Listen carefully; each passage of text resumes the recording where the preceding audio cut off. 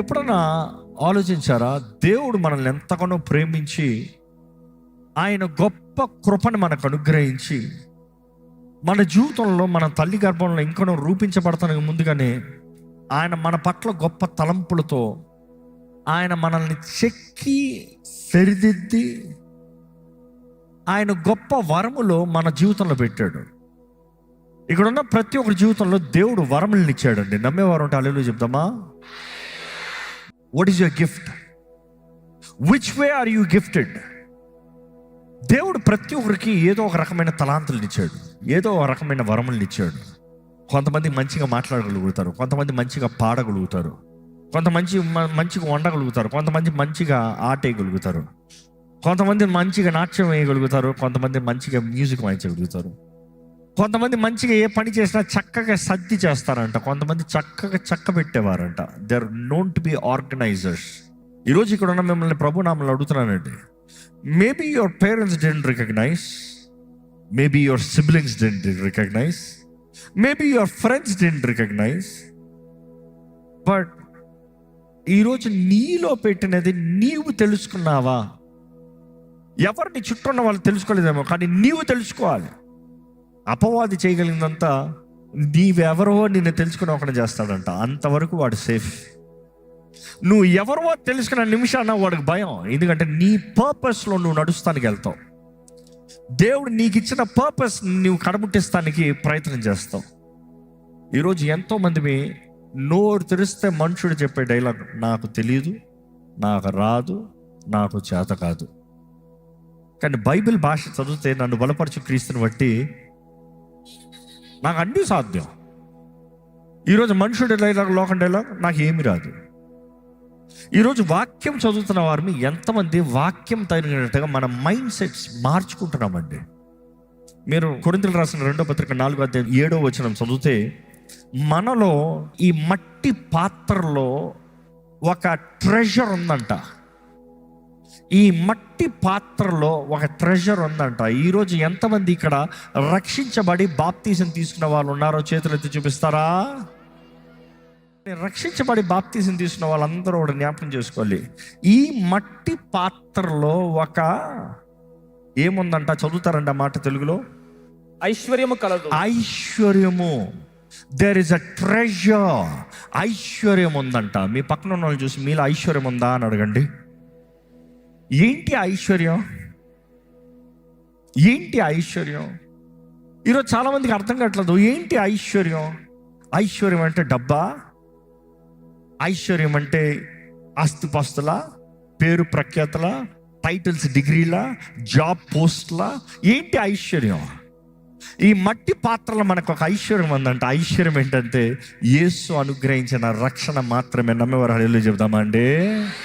It is Jesus, the salvation given through Jesus Christ.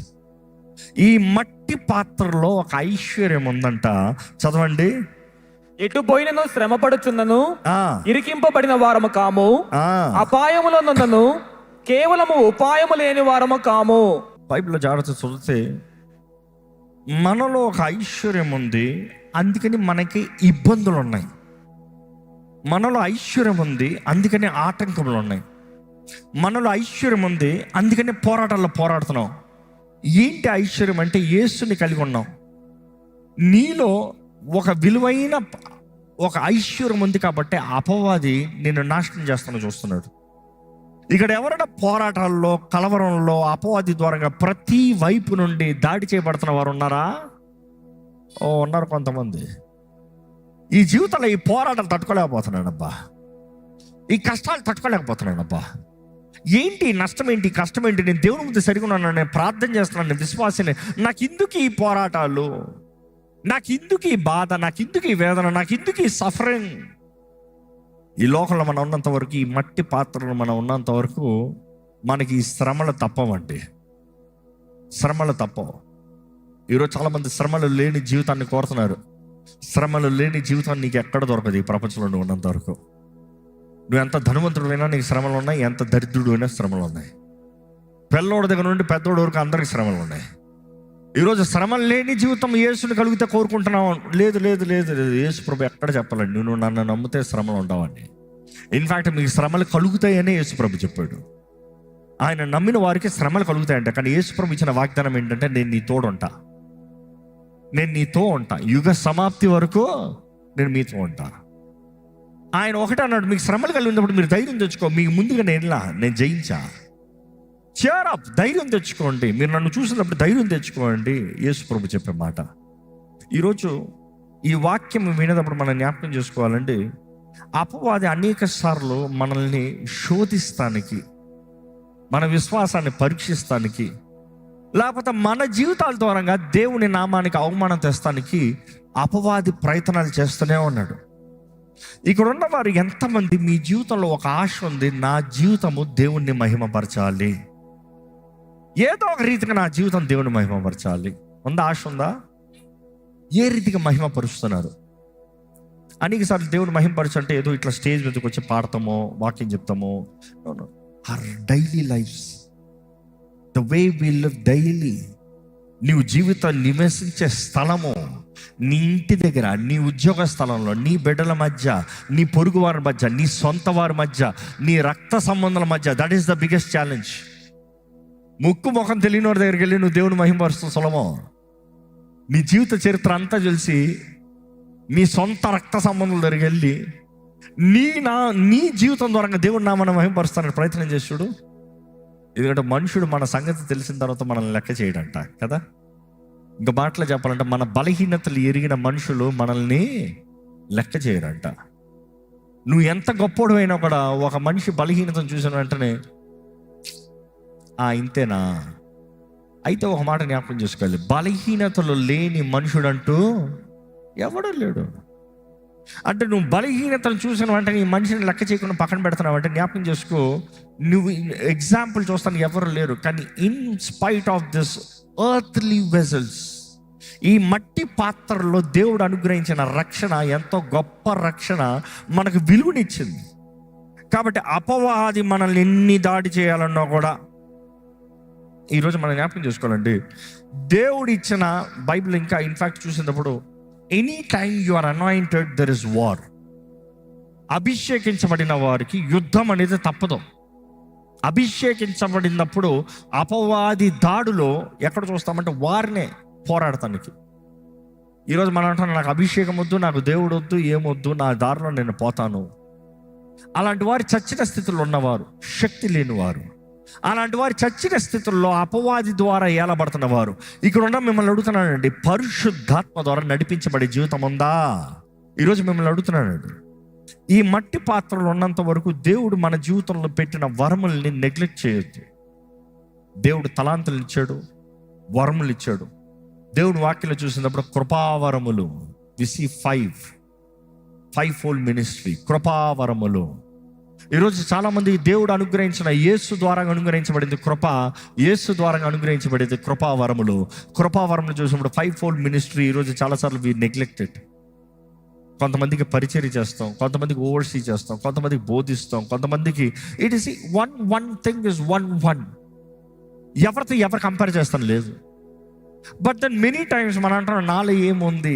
అనేక మంది మీలో దేవుడు కృపావరములు పెట్టాడు, you are not even recognising it. కొంతమంది తెలిసి కూడా నెగ్లెక్ట్ చేస్తున్నారు. కొంతమంది గుడ్ సర్వర్స్, కొంతమంది గుడ్ ఓవర్సీయర్స్. కానీ నువ్వు అంటున్నా, నాకు ఇంటికి వచ్చిందిలే. You see God has given you that grace. ఆ వరము, ఆ కృప నువ్వు ఎక్కడ వాడుతున్నావు అంటే లోకంలో వాడతానికి చూస్తున్నావు, దేవుని కొరకు కాదు, దేవుని నామం మహింపరుస్తానికి కాదు. ఇందాక అడిగాను, ఏ రీతికన్నా దేవుని నామాన్ని నీ వరంగా మహింపరచబడాలని ఆశ ఉందంటే చాలా మంది చేతులు ఎత్తారు. ఏది నీ వరం ఎలా వాడుతున్నారు? ఏది దేవుడు మీకు ఇచ్చిన కృపావరాన్ని ఎలాగ వాడుతున్నారు? How are you using? ఏ రీతిగా కనబరుస్తున్నారు? ఏ రీతిగా 10 మందికి దీవెనకరంగా మారారు? ఏ రీతిగా 10 మంది కనబరచగలుగుతున్నారు? బైబిల్లో గమనించినప్పుడు మనం చూడగలుగుతామండి, దేవుడు అనేక సార్లు ఆయన వరములు, ఆయన పిలుపు, రోమన్స్ 11:29 చూసినప్పుడు, దేవుడు తన కృపావరముల విషయములోను పిలుపు విషయములోను పశ్చాత్తాపపడడు. దేవుడు కృపావరముల విషయంలోను పిలుపు విషయంలోను పశ్చాత్తాపపడడు. ఆ మాటకు అర్థం ఏంటి? దేవుడు నీ జీవితంలో ఒక కృపావరం లేకపోతే కృపావరములను ఇచ్చాడు, ఆయన పిలుపునిచ్చాడు. ఇదిగో ఇది నీ పిలుపు, ఇది నీ తల్లి గర్భంలో ఉన్నప్పుడే దేవుడు నిన్ను రూపించి ఏర్పరచుకొని నీకు ఒక పిలుపునిచ్చి నీకు ఆయన వరములనిచ్చి ఆయన అంటున్నాడు, ఇదిగో నీ జీవితం ద్వారంగా నాకు ఈ రీతిగా మహిమ రావాలి. కానీ అనేకసార్లు మన బలహీనతలు బట్టి మనం లోకము, పాపము, అడ్డదారులు, లోకము వైపు వెళ్ళిపోతూ దేవుని గుర్తెరగకుండా, ఆయన మహిమను గుర్తెరగకుండా, ఆయన చిత్తంను గుర్తెరగకుండా నశించిపోతున్నాం. కానీ దేవుడు అంటున్నాడు, నువ్వు కానీ తిరిగి వస్తే మరలా నీకున్న కాలింగ్ ఇదే, నీకున్న పోస్ట్ ఇదే, నీకున్న పిలుపు ఇదే, నీకు ఇచ్చిన వరములు ఉన్నాయి, అది నువ్వు వాడాలి. See, God has gifted everybody. At the same time, God has given talents to everybody. ఈ ఆలయంలో అనేక సార్లు అడుగుతూ ఉంటాం, నీ తలాంతులు ఏంటో మీరు ఎరుగున్నారా? మీ తలాంతులు ఏంటో మీరు ఎరుగున్నారా? ఇప్పుడు కన్నా నేను ఎరుగున్నాను అని చెప్పగలిగిన వారు ఎవరైనా ఉన్నారా? చేతులు ఎత్తండి, నా తలాంతులు ఏంటో నాకు తెలుసు. నీ తలాంతులు నువ్వు ఎరుగుతనే కానీ నీ జీవితంలో నువ్వు ఎట్టు వెళ్ళాలని నీకు అర్థం కాదు. అనేక సార్లు చెప్పాలంటే, until and unless you know your talents, you will not know who you are. Because who you are is always linked with what you got. ఎందుకంటే దేవుడు నిన్ను తల్లి గర్భంలో రూపించినప్పుడు నువ్వు ఏమవుతావో దానికి కావాల్సింది ఏంటి? He has equipped you. కానీ అనేక సార్లు మనం అంటున్నాం, నేను ఏంటో తెలియట్లేదు. Find out what you got, search in side. నీ దగ్గర ఏముంది? బైబిల్ చూసినప్పుడు ఎప్పుడు ప్రశ్న దేవుడు అడిగేది అదే, నీ దగ్గర ఏముంది? ఎందుకంటే నీ దగ్గర ఇచ్చింది దేవుడే, ఆయనకి తెలియక కాదు, నువ్వు తెలుసుకోవాలి. నువ్వు తెలుసుకున్న దినమున ఆయన నువ్వేం చేయాలో చెప్తాడు. ఈరోజు మనం అనేక సార్లు నా జీవితంలో ఏం విలువ లేదు, నాకేమి లేదు, నేనేమి చేయలేను, నాకేమి రాదు, ఎప్పుడు కంపారిజన్, ఇంకోటితో కంపేర్ చేసుకుంటూ మన విలువని, మన దృష్టిని మనం ఎరగకున్నాం. కానీ ఈరోజు ప్రభు నామములో మీకు తెలియజేస్తున్నానండి, దేవుడు నిన్ను తల్లి గర్భంలో నేను రూపించినప్పుడు నీలో తలాంతులు పెట్టాడు. కొంతమంది చూడండి, దేవుణ్ణి ఎరిగిన వారు దేవుని కొరకు తలాంతులు వాడతానని దేవుడు ఇచ్చిన వరముని కలిగి గొప్ప లెవెల్కి వస్తారు. కానీ త్వరలో అపవాది, శోధన, లోకం వాళ్ళని ఆకర్షిస్తాం. అక్కడ నుండి అడ్డదారులకు తిరుగుతారు, అక్కడ నుండి లోకంలోకి వెళ్తారు. ఈరోజు ఎంతమంది గొప్ప విశ్వాసులు అని పిలబడిన వారు లోకంలో వారు తలాంతులు, వారు కలిగిందంతా లోకానికి వాడుతూ ఉన్నారు. అయినా ఒక మాట అడుగుతా, వారు లోకానికి వాడుతున్నారని దేవుడు తీసేస్తున్నాడా? You see, that is what God's word says, it's without repentance. God has given you, he is not holding it back. మరలా తీసుకునే దేవుడు కాదు, లెక్క అడుగుతాడు, తప్పకుండా వదిలేడు. నీకు ఇచ్చిన దానికి, నువ్వు చేసిన దానికి లెక్క అడుగుతాడు. Never miss that point. కానీ ఆయన ఆశపడేది నువ్వు లోకం వైపు వెళ్ళావు, కానీ ఆయన గ్రహించి, ఆయన ప్రేమను గ్రహించి మరలా తిరిగి వస్తావేమో, వచ్చి నీకివ్వబడిన పిలుపు, నీకివ్వబడిన పని, నీకివ్వబడిన వరముల్ని నువ్వు వాడతావేమో. ఈరోజు ఎంతమంది నిజంగా దేవుడంటే ప్రేమ, భారము, ఆయన కొరకు, ఆయన రాజ్యం కొరకు భారం కలిగి ఉన్నామండి. బైబిల్లో చూసినప్పుడు ఇక్కడ రాయబడుతుంది, మనలో ఆయన విలువైనవి పెట్టాడంట. అందుకని ఎన్నో పోరాటాల మధ్య మనం శ్రమ నొందుతున్నాం. ఇంగ్లీష్లో చాలా బాగుంది, we are hard pressed on every side, we are hard pressed on every side yet not crushed. ప్రతి వైపు నుండి పోరాటము, ప్రతి వైపు నుండి నలపబడుతున్నాం, ప్రతి వైపు నుండి మనల్ని అపవాది ఏదో ఒక రీతిగా నాశనం చేయాలని. అదే ఇందాక అడిగాను, ఏదో ఒక రీతిగా అపవాది నలపాలని పోరాటంలో ఉన్నవారు ఉన్నారా అని అడిగాను. జ్ఞాపకం చేసుకోదాం, ఒక విశ్వాసి పోరాటాల మధ్య నలపబడతాడు, నో డౌట్ అబౌట్ ఇట్. ఎందుకంటే నలపబడాలి? ఎందుకంటే నీలో విలువైంది బయటికి రావాలంటే పోరాటంలోనే తెలియజేయబడుతుంది. Only in your suffering and in your crushing the valuable will stand. The essence of who you are, నువ్వు ఎవరు అనేది తెలియజేయబడుతుంది. శ్రమల్లోనే నీ అసలైన బుద్ధి బయటకు వస్తుంది. ఇన్ఫ్యాక్ట్ దేవుడు యోబుని పరీక్షించాలన్నప్పుడు, లేకపోతే అపవాదికి చెప్పినప్పుడు, అపవాది యోబుని టెస్ట్ చేద్దామని చూసినప్పుడు దేవుడు ఒక్కటే అనుమతించాడు, నువ్వు అన్నీ తీసుకోగానే ఆత్మను మాత్రం ముడతానికి వీల్లేదు. యోబు చేసిన కార్యం ఏంటి? తన అన్ని విషయంలో క్రష్ అయ్యేటప్పుడు his character he didn't lose. తను ఎవరు అనేది, తన ఐడెంటిటీ పోగొట్టుకోలే. అప్పటికి తనకు కలిగిందన్నీ పోగొట్టుకున్నాడేమో, కానీ బిడ్డలతో సహా తన ఎస్సెన్స్ ఏమై ఉందో పోగొట్టుకోలే. ఈరోజు మిమ్మల్ని అడుగుతున్నానండి, మీ శ్రమల మధ్యలో మీరు ఎవరై ఉన్నారో నిలబడగలుగుతున్నారా? నేను దేవుని బిడ్డనే, నేను దేవుని ఆధారం చేసుకున్నాను, నా విమోచకుడు సజీవుడు, నేను దేవుని పైన నా మనసు పెట్టుంచాను, నేను కలవరపడను, నేను దిగులు చెందను, నేను భయపడను, నేను బాధపడను, నా దేవుడు నా జీవితంలో మేలు జరిగిస్తాడు. విశ్వాసంతో బ్రతుకుతున్నామా? లేకపోతే ప్రతి చిన్న కలవరానికి దేవుడు ఏడి, ప్రతి చిన్న కలవరానికి నాకెందుకు జరగాలి, ప్రతి చిన్న కలవరానికి ఎందుకు నాకు ఈ అన్యాయం అన్న మనస్తత్వంతో ఉంటున్నామా? బైబిల్ చూసినప్పుడు ఇక్కడ ఈ మాట రాయబడుతుంది, we are hard pressed on every side yet not crushed. Next ఏంటంటే we are perplexed but not in despair. ఈ మాట పర్ప్లెక్స్డ్ అన్న మాట చూసినప్పుడు ఈ మాటకి ఏంటంటే ఇంకా మాకు వేరే మార్గం లేదు, లేకపోతే ఏం చెప్పాలి అర్థం కావట్లేదు. ద ఇంగ్లీష్ వర్డ్ మీనింగ్ ఎలాగ వస్తుందంటే at the loss of words of understanding, confusion of circumstances. ఇంకా అర్థం కాని పరిస్థితుల్లోకి చాలామంది మన అర్థం కాని పరిస్థితుల్లోకి వెళ్ళిపోతున్నాం. కొన్నిసార్లు ఏమవుతుంది, ఏం జరుగుతుంది, ఎందుకు, ఏంటి నా బ్రతుకు? ఎప్పుడన్నా మీ జీవితంలో ఎలాంటి ఫేస్లోకి వచ్చారా? What is my life, what is happening with me, what is this, నా బ్రతికేంటో అర్థం కావట్లేదు. You see there is a process. మనలో దెర్ ఇస్ అ ట్రెజర్. అపవాదేమో మనల్ని అణుస్తానికి చూస్తున్నాడు, ప్రతి వైపు నుండి మన క్రష్ చేస్తానికి చూస్తున్నాడు, మన మైండ్లోకి కన్ఫ్యూజన్ తీసుకొస్తానికి చూస్తున్నాడు. నువ్వు ఎవరివి, నువ్వు ఏంటి, అసలు నీ బ్రతికేంటి? ఎప్పుడన్నా వాడిని జ్ఞాపకం చేసుకోండి. ఒక వ్యక్తి దేవునితో సరిగా ఉన్నంత వరకు అపవాది ఏ రీతిగా మనుషుడిని పాయింట్అవుట్ చేయలేడు. కానీ ఈరోజు ఎందరో దేవుడు చెప్పిన నియమాల్ని వెనక, God says don't do, you still do and you ask where is God. దేవుడు చేయొద్దన్నది చేసి నీకు వచ్చిన పరిణామాలకి నువ్వు దేవుడు ఎక్కడ ఉన్నావు అని అడుగుతున్నావు. దేవుడు ఎక్కడ ఉన్నాడు? దేవుడు ఉంటే నాకు ఎందుకు ఇది జరగాలి, దేవుడు ఉంటే నాకు ఎందుకు ఈ కష్టం, దేవుడు ఉంటే నాకు ఎందుకు ఈ బాధ? దేవుడి మీద నేరాలు మోపుతున్నారు. దేవుడితో నువ్వు సరికొన్నంత వరకు అపవాదిని నేను ముట్టలేడండి. దేవుడితో నువ్వు సరికొన్నంత వరకు నీ జీవితం పైకి వెళ్తుంది కానీ కిందకి వెళ్తాండి. దేవుడు చేయొద్దు అనేది చేస్తూ తాత్కాలికమైన క్షణమాత్ర ఉద్రేకాలకి, తాత్కాలికమైన శోధనలకి, చిన్న చిన్న కార్యాలకి, చిన్న చిన్న కంట్రోల్ లేని జీవితాలకి పరిణామాలు చూడండి. ఇక్కడ ఉన్న మిమ్మల్ని అడుగుతున్నాను, మీ హృదయంలో నిజంగా దేవునితో సమాధానం ఉందా?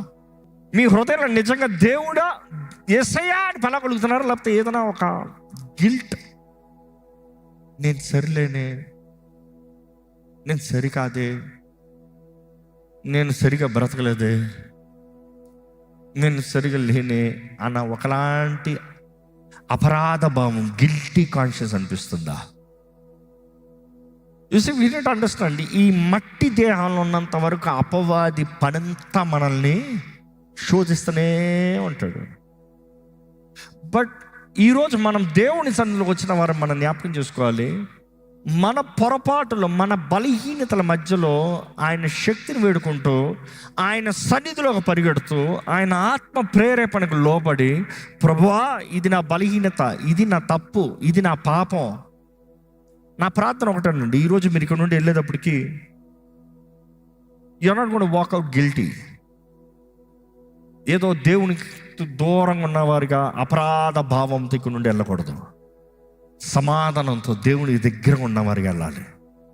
దేవునితో స్నేహితులుగా, దేవుని స్నేహం కలిగిన వారుగా వెళ్ళాలి. ఈరోజు ఈ వాక్యం అనేటప్పుడు దయచేసి జ్ఞాపకం చేసుకోండి, నీ హృదయం సరిలేకపోతే సరి చేసుకోవాల్సింది నీవు, అది నీ బాధ్యత. నీవు కష్ట పోరాటాల నష్ట పరిస్థితులు ఉన్నావంటే దేవుని దగ్గరికి పరిగెత్తవలసింది నీవు, ఎవరో వచ్చి నిన్ను ఎత్తుకుని పోతాం కాదు. దేవుని వాక్యం ఎరిగిన నీవు, సువార్తను ఎరిగిన నీవు, దేవుని సొత్తలు చెప్తున్న నీవు ఆయన దగ్గర పరిగెడితే ఆయన దగ్గర చేరాల్సిన బాధ్యత నీది. ఈరోజు ఎంతమంది can you really say God I'm sorry చెప్పట్లే, మనసు రావట్లే, నోరు తెరవట్లే, ఆరాధించాలంటే మనసు ఎట్లా వస్తుంది? Because you feel guilty deep down. నేను ఒక్కడ గమనించాను ఇప్పుడు నా జీవితంలో, if there is one thing the devil tries to do in your life, number 1, makes you feel guilty before God. నీవు దోషి అనేది నీ నిరూపిస్తూనే కూర్చుంటాడా అపవాది, వాడు అది నిరూపించినంత వరకు నువ్వు దేవుని నుంచి దూరంగా ఉంటావు. కానీ ఈరోజు దేవుడు మనకి ఆయన అనుగ్రహించిన కృప ఎంతో గొప్పది. మనం ఈరోజు కృపాకాలంలో ఉన్నామండి. నమ్మేవారు ఉంటే హల్లెలూయా చెప్దామా? ఆయన కృప మన పట్ల ఎంతో అధికంగా ఉంది. ఆయన కృప చాలు నీ బలహీనతల మధ్యలో ఆయన బలాన్ని అనుగ్రహించి నిన్ను బలపరిచి లేపుతానికి. వాక్యంలో చూసినప్పుడు sometimes we are going to conditions, ఏమవుతుంది. కానీ నువ్వు క్రీస్తుతో కలిసి క్రీస్తుతో నిలిచిన వారైతే యూ విల్ నాట్ డిస్పేర్. ఈరోజు దేవుని వాక్యం వెంటనే మిమ్మల్ని ప్రభునామములో వేడుకుంటున్నా, కెన్ యూ స్టే ఫెయిత్ఫుల్? మీరు ఉన్నది ఈ మట్టి పాత్ర, ఈ దేహం మట్టి పాత్ర. కానీ దీంట్లో ఏముంచాడు దేవుడు? ఏముంచాడు దీంట్లో? ట్రెజర్, ఐశ్వర్యం ఉంచాడు. ఈరోజు నీకు దేవుడిచ్చిన రక్షణ, ఈరోజు దేవుడిచ్చిన కృపావరములు, ఈరోజు దేవుడు అనుగ్రహించిన నీకేంటి తలాంతులు, ఇంకా కొందరికి దేవుడు అనుగ్రహించిన ఆత్మవరములు వేరు, కృపావరములు వేరు. కృపావరములు యేసు ద్వారా అనుగ్రహించబడింది. ఆత్మవరములు పరిశుద్ధాత్మ ద్వారా అనుగ్రహించబడింది. పరిశుద్ధాత్ముడు తన చిత్త ప్రకారము వరములను ఇస్తాడంట.